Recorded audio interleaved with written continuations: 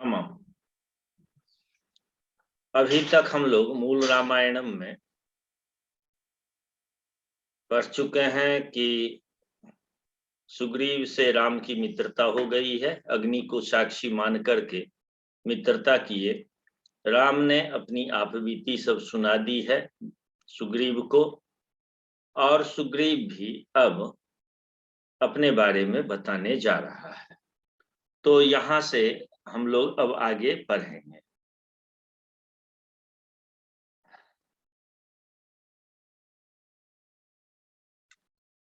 प्रतिज्ञातं च रामेण तदा बालिवधं प्रति बालिनश्च बलं तत्र कथयामास वानरः। यहाँ से हम लोग आज कक्षा में पढ़ें। सबसे पहले श्लोक पढ़ना सीख लेते हैं। 63वें श्लोक में एक शब्द थोड़ा कठिन है, उसकी व्याख्या पहले कर लेते हैं, थोड़ा उसको अलग अलग कर लेते हैं ताकि उच्चारण करने में सुविधा हो जाए। सुग्रीवः संकितश्चासीन् नित्यम, ये शब्द थोड़ा संयुक्त है, कई वर्ण जुड़े हैं इसमें। सुग्रीवः तो आसान है, इसके बाद वाला जो शब्द है उसको देखते हैं। संकितः च आसीत नित्यम, ये चार शब्द हैं। कौन कौन शब्द हैं यहाँ? संकितः च आसीत नित्यम।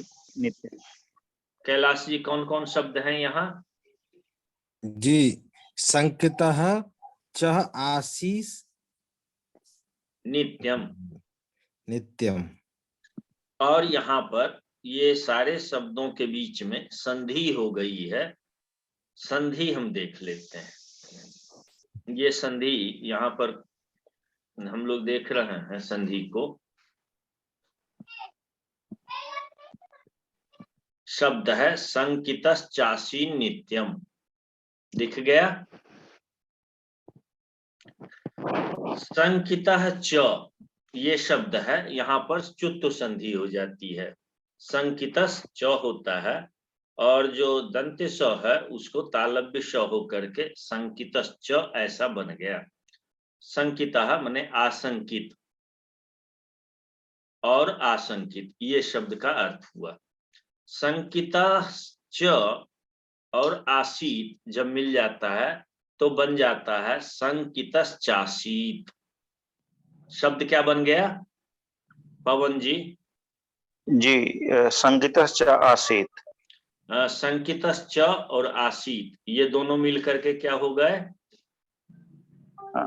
संकितश्च आसीत नहीं, एक साथ बोलिए, संकितश्चासीत। संकितश्च आसीत ना, संकितश्चासीत। संकितश्च आसीत।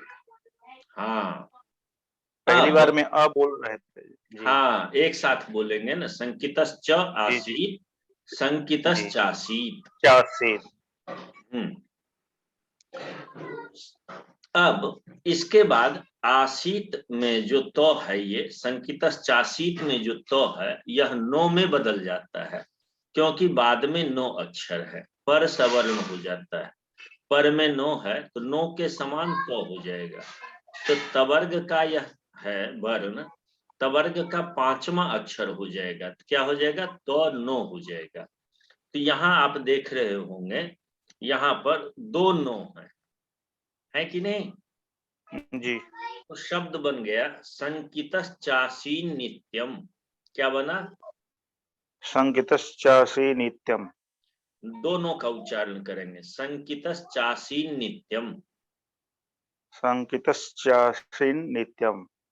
चासीन नित्यम।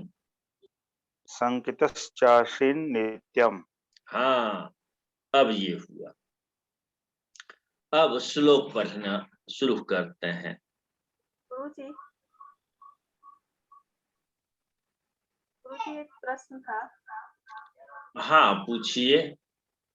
जो ये इस तरह के संधि वाले जो वर्ड्स होते हैं, कहीं से आवाज टकरा रही है, आवाज वापस हो रही है, और लोग अपना म्यूट कर लें।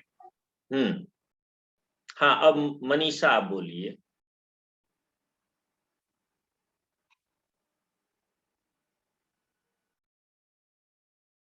मनीषा प्रश्न कीजिए। जी गुरुजी। हाँ, प्रश्न ये था कि ये जो शब्द है संकित च संकितश्चासी नित्यम। हाँ, संकितश्चासी नित्यम। तो इस तरह के शब्दों को अगर खुद ही पढ़ना हो तो इसके लिए तो पूरा संधि का नियम समझ में आएगा, तभी हम पढ़ पाएंगे ना। नहीं, पढ़ना एक अलग कला है और इसमें मैं क्या कराया, आपको संधि समझाना मेरा यहाँ लक्ष्य ज्यादा नहीं था, उच्चारण करवाना लक्ष्य था। और उच्चारण जब हम छोटे छोटे पदों का करना सीख लेते हैं, जैसे संकितः ये आपसे बुलवाया 2 बार, संकितश्च ये बुलवाया, संकितश्चासीत यहाँ तक बुलवाया, क्लियर हो गया, बोलने आ गया, तब बुलवाया संकितश्चासी नित्यम। तो धीरे धीरे आप उच्चारण करते हुए बड़े शब्दों को भी उच्चारण करना सीख लेते हैं। ठीक वैसे ही जैसे आप बचपने में पहले तो वर्णमाला पढ़ते हैं, फिर 2 शब्दों का एक शब्द पढ़ते हैं, जय, घट, ऐसे 2-2 शब्द को पढ़ते हैं, फिर मात्राओं के साथ पढ़ते हैं, जीत, ऐसे शब्दों को पढ़ते हैं। फिर 3 अक्षरों को पढ़ते हैं। तो उससे क्या होता है कि हम उन शब्दों का उच्चारण धीरे धीरे करना सीख जाते हैं। यही क्रम यहाँ भी मैं अपनाया हूँ, लक्ष्य वही है। दूसरी चीज, यदि हम उन शब्दों से परिचित हो जाते हैं तब अर्थ समझना ज्यादा आसान हो जाता है। अब संकितः शब्द समझ में आ गया, संकित, आसंकित, हाँ, और चौ का अर्थ और समझते हैं। आसीत शब्द परिचित हम होते हैं, आसीत मने था, हाँ, और नित्यम मने नित्य, नित्य था और नित्य संकित था, ये शब्द का अर्थ हम समझ लेते हैं। लेकिन जब संकितश्चासी नित्यम इतना बड़ा शब्द सामने होता है तो समझने में दिक्कत होती है। अब इस स्टेज में जाके हम संधि को समझ लें तो अच्छा है। अर्थ समझने के समय संधि की आवश्यकता होती है ताकि हम शब्दों को अलग अलग करके समझ सकें। और संधि विच्छेद आप तब कर पाएंगे जब आप पदों से परिचित होंगे। पद से परिचित कब होंगे? जब हम संकित शब्द को समझ सकें, ये सुनिश्चित कर सकें कि नहीं यहाँ संकित एक शब्द होगा, अर्थवान शब्द होगा। निरर्थक शब्द संकी शब्द करेंगे, संकी का कोई अर्थ नहीं होता है, ये निरर्थक शब्द है, इसीलिए हम संकित शब्द करेंगे, होगा नहीं। संकित शब्द जो है, संकितः, ये अक्तौ प्रत्यांत शब्द है तो ये अर्थवान शब्द होगा। आसीत शब्द ही होगा, चौ होगा। तो ये धीरे धीरे धीरे धीरे ये हम निश्चित कर लेते हैं। पदों से परिचित होते हैं, धातुओं से परिचित, शब्दकोश हमारा बढ़ता है, तो हम ये निर्धारित कर लेते हैं कि यहाँ ये पद हैं और इन पदों में ये संधि हो गई है। ये एक क्रम है समझने का। एकाएक कोई यदि चाहेगा तो नहीं हो पाएगा, तो उसमें एक सहायक उपकरण के रूप में ये संधि है। लेकिन केवल संधि से भी काम नहीं चलेगा। संधि तो जब शब्द बन जाते हैं तो उसको जोड़ देता है, इकट्ठा कर देता है। तो जब शब्दों को, जैसे रामायण के ही शब्द है तो हम रामायण से परिचित हो गए, कथयामासो से परिचित हो गए हैं, इन शब्दों से परिचित हो गए। वीर्य शब्द से वीर्येण बना, तृतीया एक वचन है। राघव शब्द के सप्तमी में राघवे बना है। तो शब्द रूप से हम परिचित हो जाते हैं तो समझ जाते हैं, ओ ये वीर्येण है, अच्छा रामायण में ऐसा ही शब्द था, तो ये तृतीया का होगा। ये एक अंदाज कर लेते हैं। जो नए लोग हैं, जो ज्यादा व्याकरण से नहीं परिचित हैं, वो एक उपमान के द्वारा, जैसा शब्द वहां देखा वैसा ही शब्द यहाँ भी देख रहे हैं, तो एक उपमान होता है, उपमा लगाते हैं, उपमा करते हैं, तुलना कर लेते हैं, तुलना से अर्थ ज्ञान कर लेते हैं। हो गया मनीषा? जी गुरुजी। हाँ, इसीलिए शुरू में थोड़ा व्याकरण पढ़ना। अब भाषा है तो भाषा को तो समझना हो, समझ लेंगे तभी ना समझेंगे। अब हिंदी साहित्य के शब्दों से हम कितना पढ़ते हैं, छोटी छोटी पुस्तकों को पढ़ते जाते हैं, तब जाके हम किसी कविता को समझ पाते हैं। और कविताओं में भी जो बच्चों की कविताएं होती है वो आप देखिए, सरल भाषा होती है वहाँ। और जैसे जैसे आप प्रौढ़ होते जाते हैं तो आप छायावादी कविता का भी अर्थ लगा लेते हैं, क्लिष्ट पदावली वहां होती है तो उसका अर्थ आप निकाल लेते हैं। तो एक क्रम है, ज्ञान का एक क्रमिक विकास होता है, धीरे धीरे क्रमिक विकास होगा। अब मूल रामायणम पढ़ने के बाद बहुत सारे शब्दों से हम परिचित हो गए, फिर एक बार इसको पढ़ेंगे, फिर पढ़ेंगे, तो इन सारे शब्दकोश से परिचित होने के बाद जब दूसरे काव्यों को पढ़ने के लिए जाएंगे, दूसरे ग्रंथों को, तो वहां कुछ और नया शब्द सीख लेंगे। ऐसे ऐसे करके ज्ञान बढ़ता जाता है। अब हम लोग इतने सालों से इन्हीं संस्कृत को पढ़ते आए हैं, तो शब्द को देखते समझ जाते हैं कि हाँ ये तत्र शब्द है, तत्र अव्यय है, क्योंकि अव्यय के जितने शब्द हैं उसको करीब करीब याद भी कर लिए हैं। आपको हिंदी का शब्द याद हो गया है सब, लेकिन संस्कृत का शब्द अभी याद नहीं हुआ है। बार बार जब सुनेंगे और सुनते सुनते वो एक स्मरण में आ जाता है, उसके हम अभ्यस्त हो जाते हैं, तो सब कुछ आसान हो जाता है। समस्या यही है कि संस्कृत का श्रवण संस्कार हमारे साथ नहीं हुआ। ये शब्द हमारे सामने बार बार नहीं आते हैं, क्लासरूम में थोड़ा आया, कभी किताबों के रूप में आया, तो सीखने का केवल 1 घंटा का अवसर होता है और उसकी आवृत्ति नहीं होती है, तो करीब 20 घंटा के बाद हम उन शब्दों में से बहुत शब्द भूल जाते हैं। जबकि हिंदी आदि जो प्रचलित भाषाएं, जो व्यवहार में भाषाएं हैं, इस भाषा को जब हम करते हैं तो किसी को बोलते भी सुनते हैं, वहां से भी हम समझ लेते हैं, वहां से भी सीखते हैं।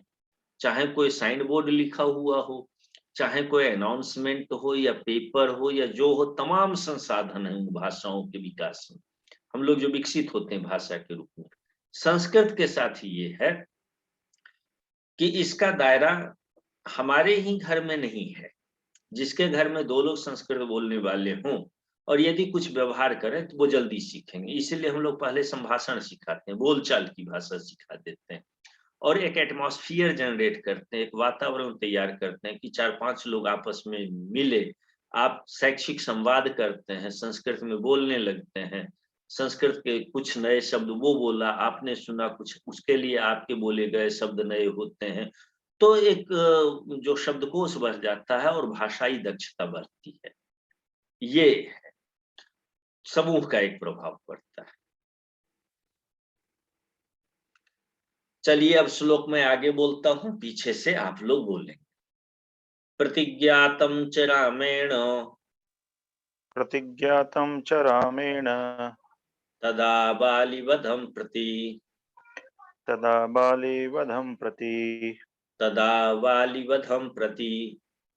तदा बालीवधं प्रति। बाली में बड़ी ई की मात्रा मत कीजिए, मैं छोटी ई की मात्रा बोल रहा हूँ।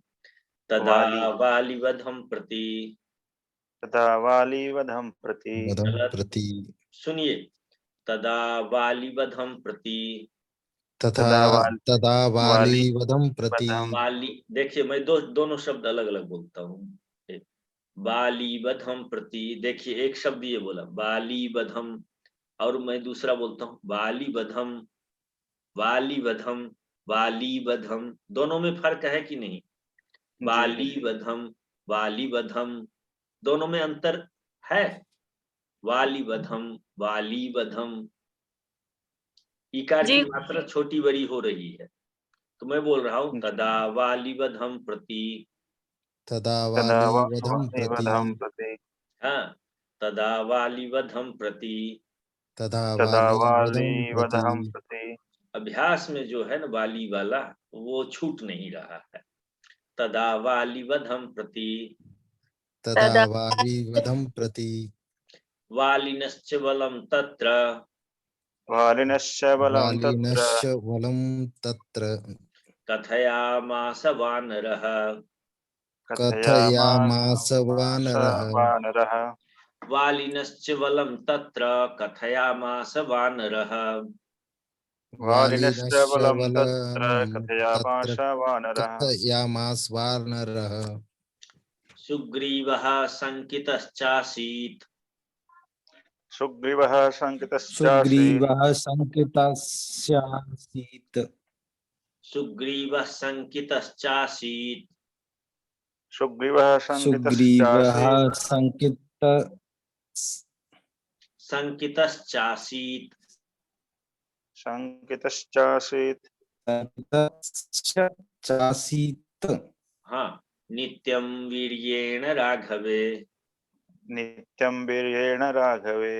नित्यं वीरेण राघवे। जो धार्मिक दृष्टि से इस ग्रंथ को पढ़ रहे हैं और अपने पूजा में किसी उस काम में लाने चाहें, उनके पास एक बार कोई क्वेश्चन ये हो सकता है कि चासीत अलग आप पंडित जी पढ़ रहे हैं, नित्यम पढ़ रहे हैं, यहाँ तो दोनों है, तो क्यों बोल रहे हैं आप? ये आपसे कोई पूछ सकता है। इसके लिए मैं एक उत्तर दे दूं कि जब हम दो पदों को अलग अलग बोलते हैं तब वहां संधि नहीं होती है। आसीत एक अलग पद है और नित्यम अलग पद है, और दोनों में जब हम दोनों को समय लेकर के अलग अलग बोलते हैं, एक समय के भीतर इसको बोला और थोड़ा रुक के दूसरा बोलते हैं जब, तो वहां पर संधि नहीं होती है, अर्थात संहिता नहीं वहां होती है। संहिता नहीं माने एक पद के उच्चारण के बाद त्वरित बिना रुके हुए यदि हम दूसरा पद बोलते हैं तब संहिता होती है, और जहां संहिता होगी वहां संधि होती।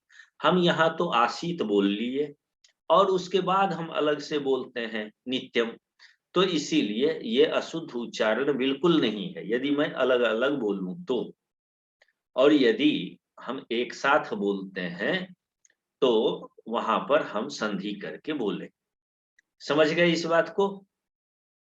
सुग्रीवः शङ्कितश्चासीत्। सुग्रीवः शङ्कितश्चासीत्। नित्यं वीर्येण राघवे। नित्यं वीर्येण राघवे। ठीक है, अब इसका अन्वय करते हैं। अन्वय क्यों करते हैं हम लोग? ताकि उसका हम ठीक से अर्थ लगा सकें, इसीलिए करते हैं। और कोई आवश्यकता नहीं है, नए लोगों के लिए अन्वय की आवश्यकता होती है, और श्लोक से भी वैसे ही अर्थ समझ सकते हैं। यह है कि पहले प्रतिज्ञातम, प्रतिज्ञा किया, च और रामेन राम के द्वारा, तदा तब, बालीवधम बालीवध प्रति, बालीवध के बारे में, ऐसा। तो इसको बाद में हम सीधा हिंदी में अर्थ समझ लेते हैं, तब बालीवध के प्रति राम के द्वारा प्रतिज्ञा की गई, ये अर्थ लगा लेते हैं। लेकिन आप इसको यदि इस सेंटेंस इस फॉर्मेट में कर देते हैं, अन्वय कर देते हैं, इसको हिंदी में जैसे आप एक वाक्य बनाते हैं वैसा बना देते हैं, इसको विशेष विशेषण जहां जिसको बैठना चाहिए, जहां पर क्रिया होनी चाहिए, उस प्रकार से शब्द एक बैठा देते हैं तो अर्थ लगाने में सुविधा होने लगती। बस यही है और कुछ नहीं है। समझने के लिए श्लोक से भी समझ सकते हैं। बालिनश्च बलम तत्र कथयामास वानरः, और बालिनः माने बालिका, बालिन शब्द है, बालिका बल को, तत्र माने वहां, कथयामास माने कहा, वानरः माने वानर, और बाली के बल को वहां कहा वानर ने, ऐसा हुआ। अब मन इसका सीधा अर्थ हो जाएगा, वानर ने, और वानर ने वहां पर बाली के बल को कहा। अब इसी बात को हम यहाँ ये कह देते हैं, तत्र बालिनः बलम कथयामास, यही हुआ है ना अन्वय में। उस शब्द को एक क्रम में बैठा देते हैं, यही अन्वय है और कुछ नहीं है। ये अंतिम चरण है। सुग्रीवः शंकितः च आसीत नित्यम। सुग्रीव करता है, शंकितः शंकित था, च माने और, नित्यम हमेशा, वीर्येन राघवे राघव के बल से या बल के बारे में, सुग्रीव हमेशा संकित था, ये अर्थ हुआ। तो जब हम शब्द इस पद को, जब वीर्येण को एक पद कहते हैं, राघवे को एक पद कहते हैं, तो पद का अर्थ जब हम जान जाते हैं तो हम इसका अर्थ बोध हमें हो जाता है, हम समझ जाते हैं कि कहना क्या चाहता है लेखक, चाहे वो जिस फॉर्मेट में लिखा हो, जिस शब्द को जहां लिख दिया हो, अर्थ हम समझ लेते हैं। नए लोगों के लिए जो इतना दक्ष नहीं है तो उसके लिए अन्वय करते हैं। तो मैं यहाँ अन्वय कर दिया हूं, और अन्वय में ये लिख दिया यहाँ पर क्रम से, तदा, जब ये सारी घटनाएं हो गई तब, जब ये सारी बातें हो गई तब, मित्रता जब हो गई तब, रामेण बालीवधम प्रति प्रतिज्ञातम, तो इसको ऐसा भी लिख सकते हैं, रामः बालीवधम प्रति प्रतिज्ञातवान, ऐसा भी लिख सकते हैं। लेकिन ये कर्म वाच्य में है, प्रतिज्ञातम में यहाँ पर कर्म में रामेण में तृतीया विभक्ति हो गई है। तो रामेण बालीवधम प्रति प्रतिज्ञात, ये ऐसा किया, राम के द्वारा बालीवध के प्रति प्रतिज्ञा किया गया, राम के द्वारा बालीवध के प्रति प्रतिज्ञा किया गया। अर्थ लग गया, कोई कठिन तो अर्थ नहीं है ना, समझ गए इतना तक? जी जी पवन जी कॉमा लग गया है, एक वाक्य पूर्ण हो गया, प्रतिज्ञातम क्रिया है, यहाँ तक एक जी वाक्य, राम जी प्रतिज्ञा कर लिए कि मैं बाली का वध करूंगा। अब इसकी व्याख्या जो भी आप कर ले, जितना विस्तार से इसको कह लीजिए, शब्दार्थ हो गया, शब्द का अर्थ हो गया। अब इसके बाद जब वो प्रतिज्ञा कर लिए तब अगला चलता है, वानरः च तत्र बालिनः बलम कथयामास। वानरः शब्द यहाँ किसके लिए आया है?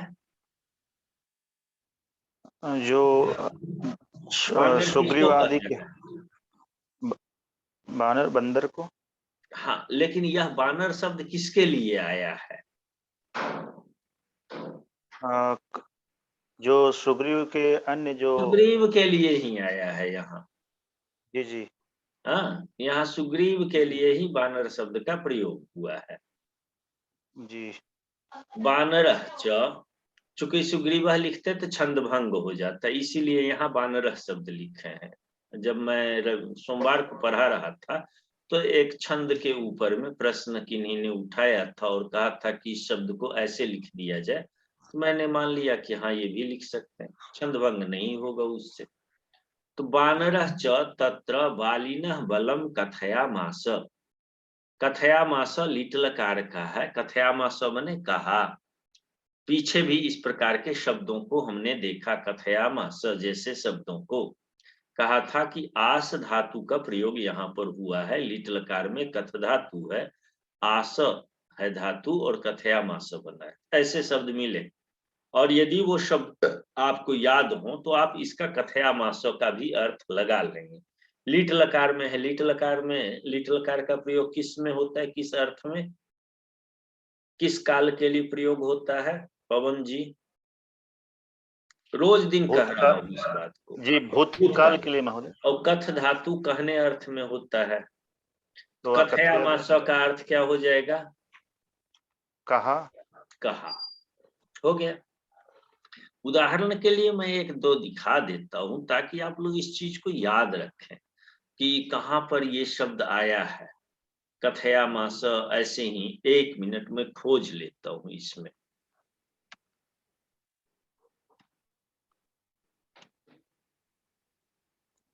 लंबा टाइम लग सकता है लेकिन जल्दी खोजने कोशिश करूंगा। कथयामास ही खोज लेता हूं, शायद यही शब्द। कथयामास शब्द 19 बार आया है इस पूरा स्क्रिप्ट में, आलेख में। यहाँ सचास्य कथयामास सबरीम धर्मचारिणी आया है कि नहीं? दिख रहा है, ये कलर हो गया है, कथयामास कथयामास आया है ना इस श्लोक में। कथयामास दिख गया आपके स्क्रीन पर। 56 नंबर श्लोक, कहिए तो मैं कलर कर दूं इसको, है कि नहीं? तो श्लोक यदि आप याद कर लेते हैं तो और जल्दी हम शब्दों को समझ लेते हैं। मनीषा, मेमोरी जब हो जाए आपके पास, मेमोराइज हो जाए तो और आसान हो जाता है। इसीलिए श्लोक को याद करते हैं, शब्दकोश बढ़ता जाता है। कथयामास देख लिया यहाँ। अब एक बार कह दिया ये श्लोक याद होता, अरे वहां कथयामास ने कहा, और यहाँ भी वही चीजें आ गई बात। ये श्लोक बीत गया। अब सुग्रीवाय तत्सर्वम संसद रामो महाबल की व्याख्या में सर्वम असंसद ये कहा था, और इसका पर्यायवाची में कथयामास लिखा था। खैर ये श्लोक का भाग नहीं है, और ये दूसरे जगह यहाँ कथयामास शब्द आ रहा है।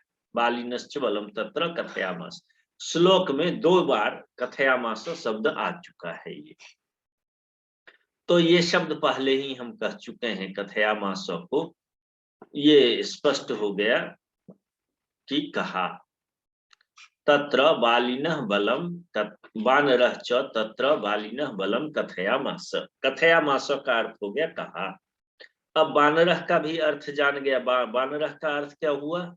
सुग्रीव। सुग्रीव च मने और सुग्रीव ने, तत्र मने वहां वहां अर्थात कहाँ पर, माने उस घटनाक्रम में ऋषिमुख पर्वत पर। ये भी कीजिए। बालिनः, बाली शब्द के षष्ठी में है बालिनः, बालिका, बालिका या बाली के बारे में कर सकते हैं। बलम कथय, बलम मने बल, ताकत, शक्ति। हाँ, और ये बलम जो है द्वितीया एक वचन का है। बल के बारे में वानर ने वहां पर बाली के बल को कहा। एकदम आसान शब्द है। ठीक, एक बालिनः शब्द इसमें हमें ऐसा लग रहा है जिसका अर्थ निकालने में आपको दिक्कत हो सकती है, क्योंकि आप बालिन शब्द से परिचित नहीं। नकारांत कोई हलंत शब्द से यदि परिचित होते, हलंत पुल्लिंग से, तो बालिनः षष्ठी का है ऐसा समझ के बाली के ऐसा या बाली का ये अर्थ आप लगा लें। अब आगे चलते हैं। सुग्रीवः च वीर्येण राघवे नित्यम संकितः आसीत्। और च मने और सुग्रीव वीर्येण, तो वीर्य मने बल वीर्य मने क्या होता है? वीर्यम, बल। यहाँ पर बल शब्द कह दिए थे और यहाँ वीर्य शब्द कह रहे हैं। वीर्येण, पराक्रमेण, पराक्रम भी कह सकते हैं। राघवे, पराक्रम के बारे में। सुग्रीव राघवे, राघव के या राघव में कितना पराक्रम है इसके बारे में नित्यम हमेशा संकितः माने संकित। संकितः का अर्थ आ गया, मनीषा समझती हो, संकालु, संकित, ये सभी शब्द वही है। शंका, तो आशंकित भी बोल सकते हैं। हाँ, आशंकित भी बोल सकते हैं या संकित। यहाँ पर अक्तो प्रत्यय हो गया। शंका शब्द से अक्तो नहीं है, दूसरा प्रत्यय नीचे। शंका संजाता असौ इति संकितः, जिसमें शंका उत्पन्न हो गई है उसे संकित कहते हैं। ठीक, तो वह संकित था, माने सुग्रीव में शंका उत्पन्न हो गई थी, तो संकितः भी कह देंगे तो भी काम चल जाएगा। आसीत लिखने की कोई जरूरत नहीं भी है। अब यहाँ पाद पूर्ति के लिए आसीत, संकितः च आसीत ये शब्द लिखा, आसीत डाला है। नहीं भी देते तो भी संकितः माने शंका संजाता असौ इति संकितः, जिसमें या जिसका शंका जिसमें उत्पन्न हो गई हो उसको संकित कहते हैं। भयभीत जैसे कहते हैं ना, भयभीत, वैसे ही भीत शब्द है, वैसे ही संकित शब्द है। भय से भी और शंका से संकित हो गया। तो भीत और संकित सब एक ही समान शब्द है, अर्थ अलग अलग होगा, माने शब्द विन्यास एक सा है। तो संकित माने समझ गए ना, आशंकित। तो सुग्रीव भी राघव के पराक्रम के प्रति, वीर्येण में प्रति जोड़ लेंगे, पराक्रम के प्रति नित्य आशंकित था। उसके मन में ये शंका थी कि पता नहीं बाली ऐसा बलवान है, इतने बड़े बड़े योद्धाओं को परास्त कर दिया है, और ये राम उससे लड़ने में सक्षम होंगे कि नहीं, उतने बलशाली हैं कि नहीं।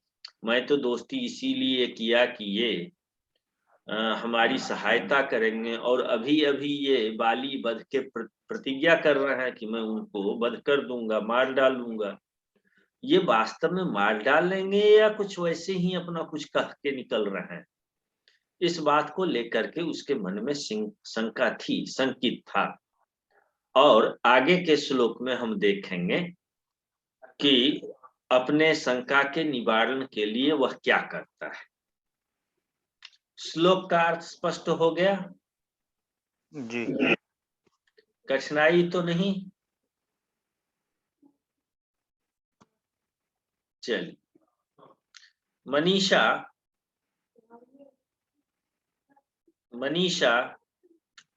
जी कैलाश, गुरुजी। अर्थ लग गया, कठिन तो नहीं है? कोई जी नहीं ऐसा गुरुजी। जिसका अर्थ न हुआ हो? तदा रामेण बाली वधम प्रति प्रतिज्ञातम, वानरः च तत्र बालिनः बलम कथयामास, सुग्रीवः च वीर्येण राघवे नित्यम संकितः आसीत्। अर्थ स्पष्ट है? जी गुरुजी। तो ये पंक्ति पढ़ के सुना दो मुझे। अन्वय, जी गुरुजी। अन्वय पढ़ के सुनाओ। जी। तदा रामेण बालिवधं प्रति प्रतिज्ञातं, वानरः च तत्र बालिनः बलं कथयामास।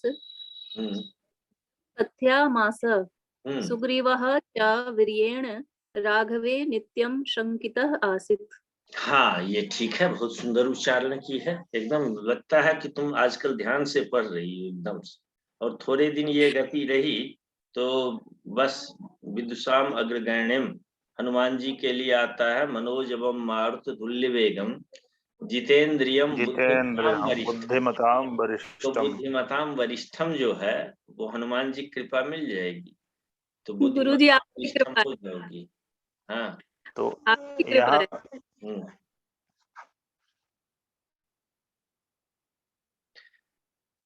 मैं ज्यादा नहीं कहा था, जो लोग संस्कृत से थोड़ा जुड़ा, बाली बधम प्रति, यहाँ पर बाली बधे प्रति शब्द होना चाहिए था, बध शब्द नहीं, बाली बधम प्रति में बाली बध के प्रति ये अर्थ हम लगाते हैं, तो बाली बधस्य प्रति ऐसा लिखना चाहिए था। षष्ठी विभक्ति का प्रयोग यहाँ बधम में द्वितीया का हुआ है। क्यों हुआ? इसके लिए है कि अभितः परितः समयानिक्षा हा प्रति के योग में द्वितीय विभक्ति होती है। यहाँ पर प्रति शब्द है बाली बधम प्रति में, इसीलिए बधम में द्वितीय हुई, बधस्य ये शब्द षष्ठी का प्रयोग नहीं हुआ है। तो ये थोड़ा व्याकरण का दे दिया कि थोड़ा व्याकरण भी लोग समझ लें।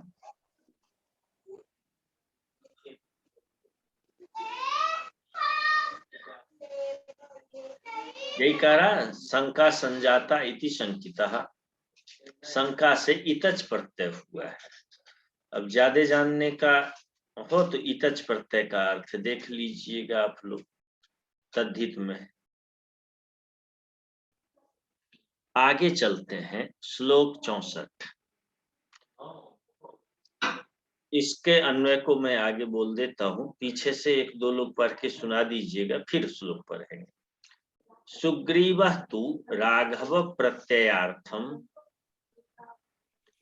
महापर्वत सन्निभम दुंदुभेः उत्तमम कायम दर्शयामास। पवन जी आप पढ़ के सुनाइए। जी। सुग्रीवः तु राघव प्रत्यार्थ्यम प्रत्ययार्थम, हाँ प्रत्ययार्थम महापर्वत सन्निभम दुंदुभे उत्तमम कायम दर्शयामास। हाँ। अब कैलाश जी आप पढ़ के सुनाइए इस अन्वय भाग को। सुग्रीवः तु राघवः प्रत्ययार्थं महापर्वत सन्निभं दुर्दुभवेः दुंदुभेः उत्तमं कायं दर्शयामास। हाँ जी। अब दुंदुभी नाम का एक राक्षस था। राक्षस का नाम क्या था? दुंदुभी। दुंदुभी। दुंदुभी में छोटी ई की मात्रा है। पंचमी और षष्ठी विभक्ति में दुंदुभे ऐसा रूप बनता है नसी नस में। पंचमी षष्ठी विभक्ति में क्या बनता है? दुंदुभे। हरि शब्द भी ह्रस्व इकारांत शब्द है हरि, तो वहां भी हरेह रूप बनता है। तो वैसे ही दुंदुभी से क्या बनेगा पंचमी षष्ठी में? दुंदुभे। दुंदुभे। हाँ, तो दुंदुभी का, हाँ, ये अर्थ हो जाएगा षष्ठी विभक्ति में।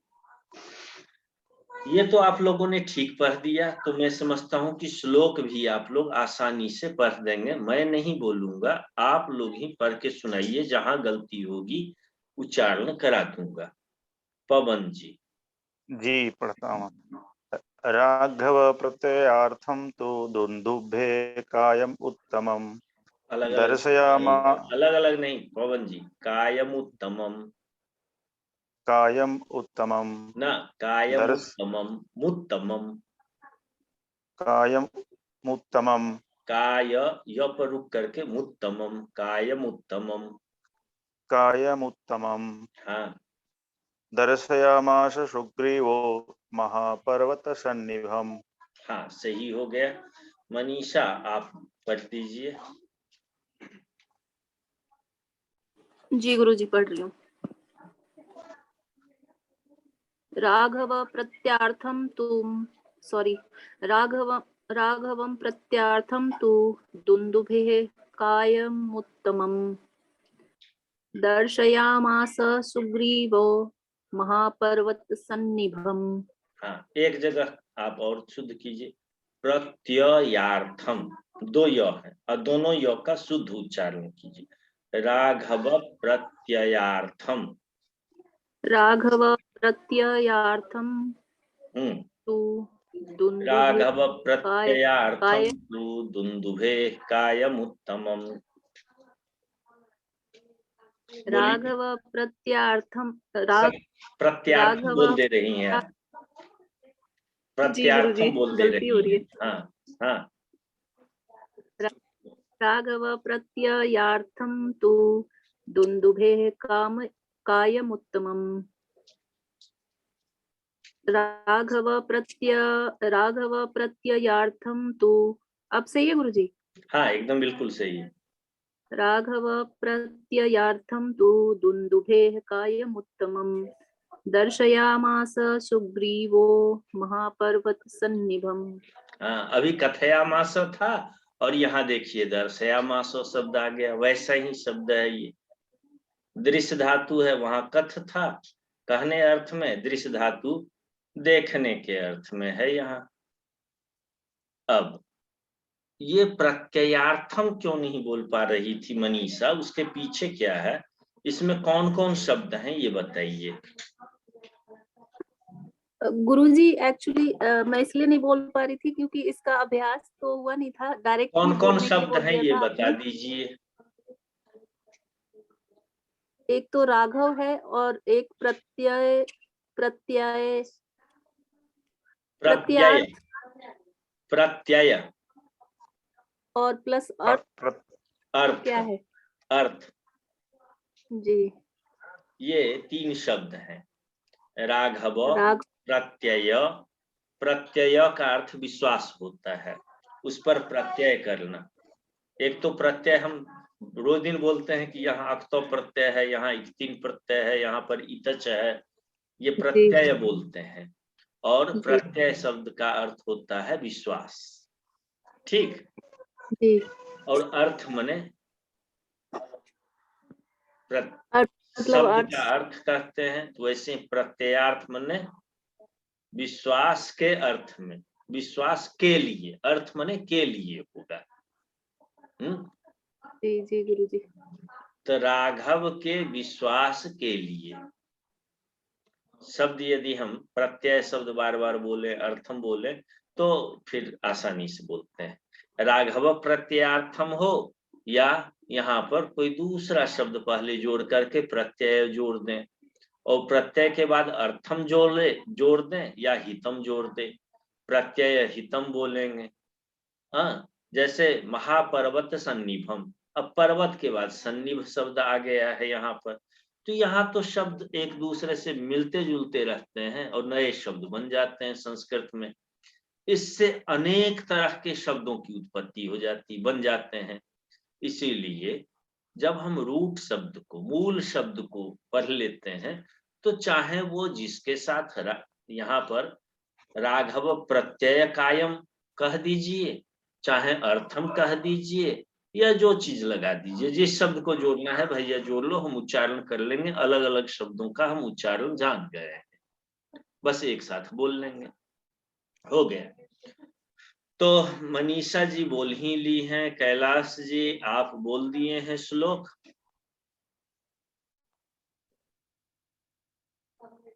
जी गुरुदेव। आप श्लोक बोल चुके हैं। राघव प्रत्ययार्थम तु दुन्दुभेः कार्यमुत्तमं दर्शयामास सुग्रीवो महापर्वत सन्निभम। हाँ ठीक। अब इसकी दर्शयामास कहीं दिया था, क्रिया है दर्शयामास। कह दर्शयामास, किसने दिखाया? कहते हैं सुग्रीव दर्शयामास, सुग्रीव ने दिखाया। किम दर्शयामास, किमर्थम दर्शयामास, ये सब प्रश्न करते जाइए और एक एक शब्द आपको मिलते जाएंगे। तो कम दर्शयामास, किम दर्शयामास, ये सब प्रश्न करते हैं। तो सुग्रीव दर्शयामास, किमर्थम दर्शयामास, कहते हैं किस लिए दिखाया। पहले तो प्रश्न होगा किम दर्शयामास, क्या दिखाया, तो उत्तर आएगा उत्तमम कायम दर्शयामास, दुंदुभी के उत्तम काय को। यहाँ पर उत्तम शब्द है, उत्तमम है। उत्तम ने उठा हुआ, उत्तम ने उत्तुंग कहते हैं ना, उत्तुंग, उत्तम ने उठा हुआ, उन्नत। और तमप प्रत्यय है, 3 प्रत्यय होते हैं और 2 प्रत्यय, तरफ और तमप। किसी से थोड़ा बड़ा दिखाना हो तरफ, और सबसे श्रेष्ठ दिखाना हो, सबसे ज्यादा बताना हो, सबसे श्रेष्ठ बताना हो, तो वहां पर हम क्या करते हैं, तमप प्रत्यय का प्रयोग करते हैं। तमप का करते हैं। हाँ, तो यहाँ तमप है, तो उत्तमम, ये तमप प्रत्यय, तो माने बहुत उत्तम, बहुत ऊंचा। दुंदुभी का बहुत ऊंचा, क्या ऊंचा, कायम, काय माने शरीर। तो किम दर्शयामास, दुंदुभेः उत्तमम कायम दर्शयामास, उत्तमम कायम।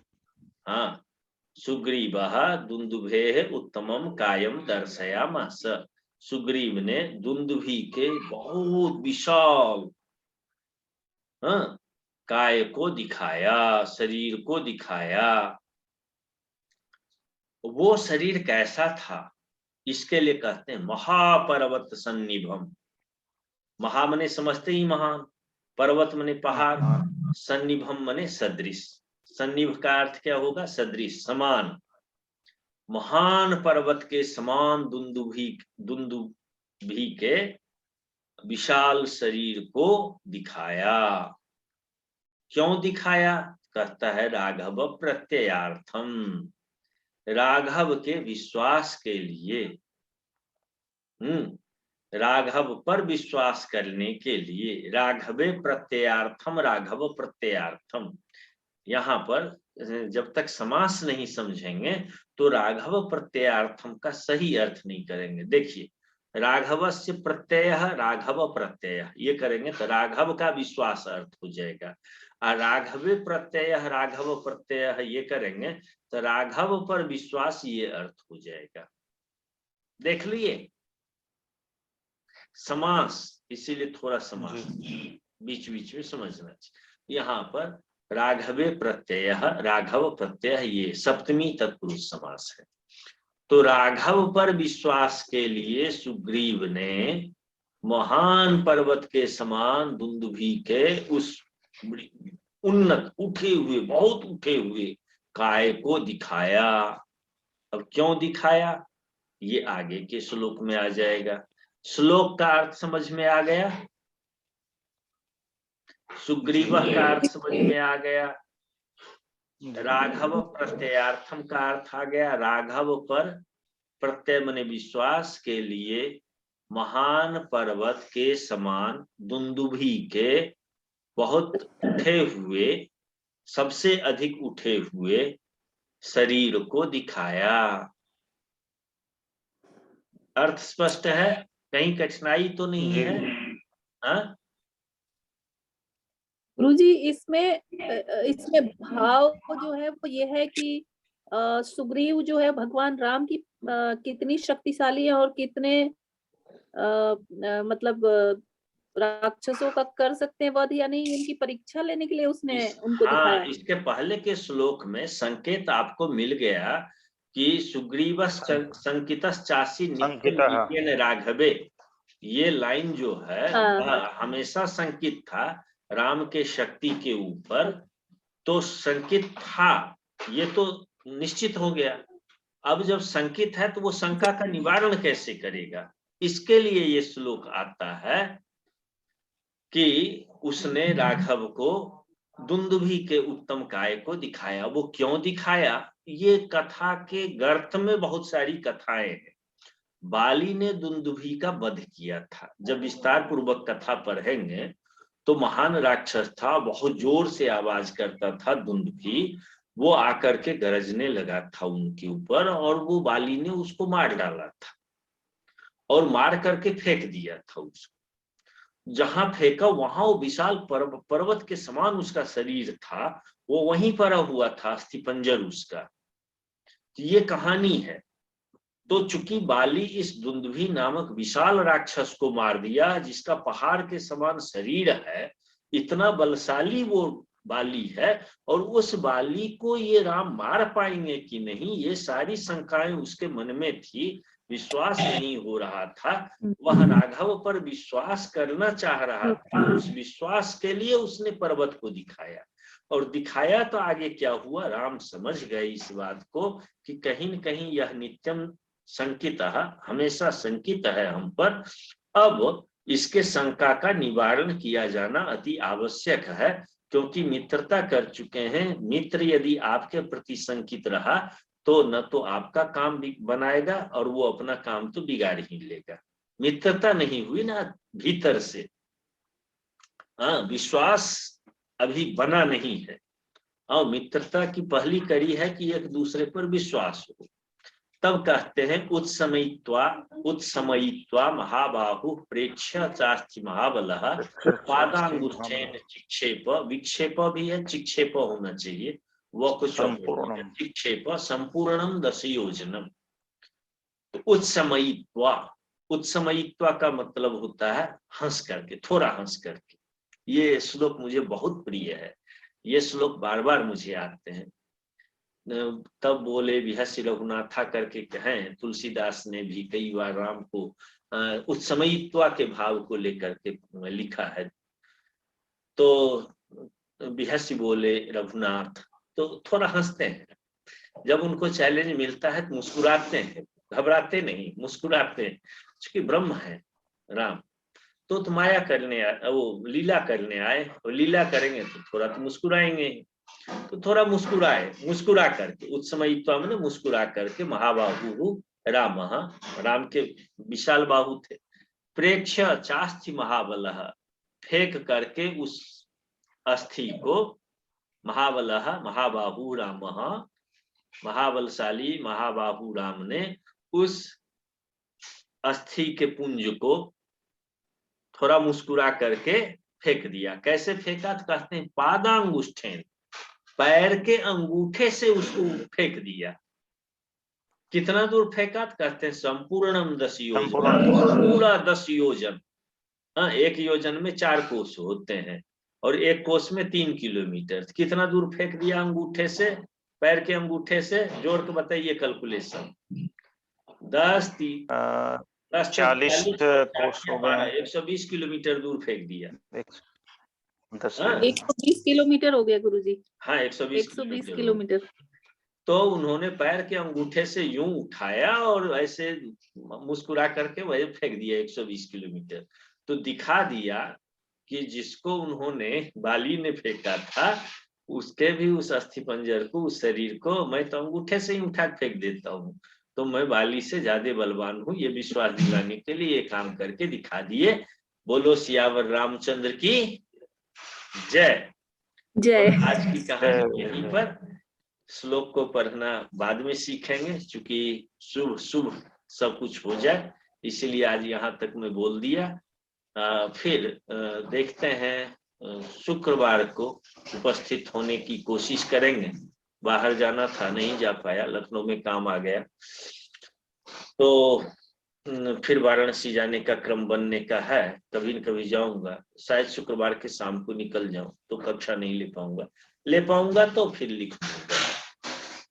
तब तक के लिए विराम। एक कोई मंगलाचरण आप लोग कर दें और इसको आवृत्ति देते रहे, श्लोक को मेमोराइज कीजिए। श्लोक, कुछ श्लोक याद होना जरूरी है, उससे शब्दकोश बढ़ते हैं, शब्दों के प्रारूप दिमाग में फिट बैठ जाता है। जी बोले महोदय? हाँ बोलेंगे। बोलिए।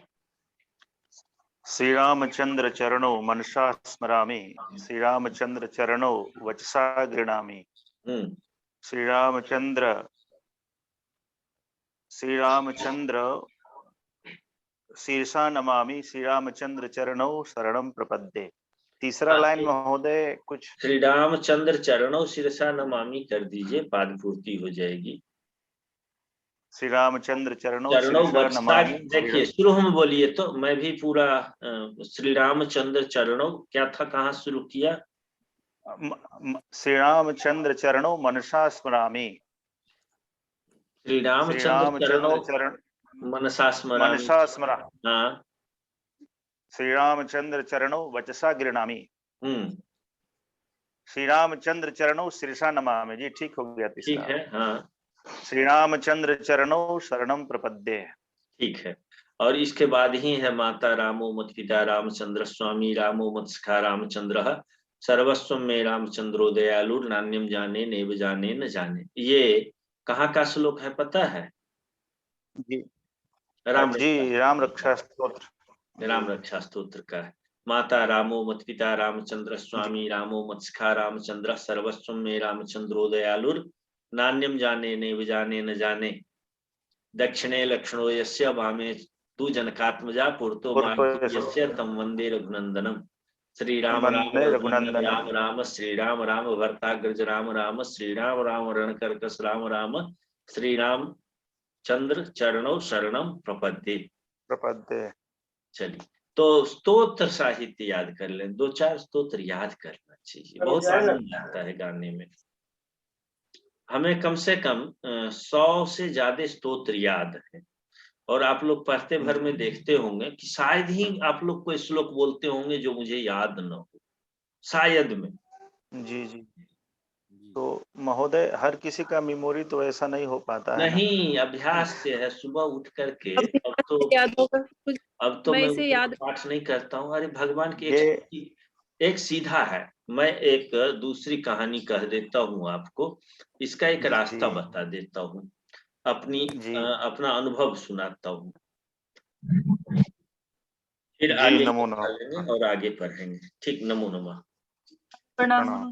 प्रणाम प्रणाम।